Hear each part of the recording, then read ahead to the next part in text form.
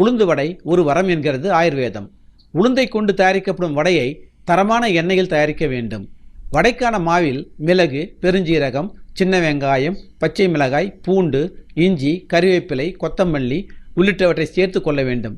இப்படி தயாரிக்கப்பட்ட வடை எளிதில் செரிமானம் அடையும். மாலை வேளைகளில் உளுந்து வடை மக்களால் பெரிதும் விரும்பி உண்ணப்பட்டு வருகிறது.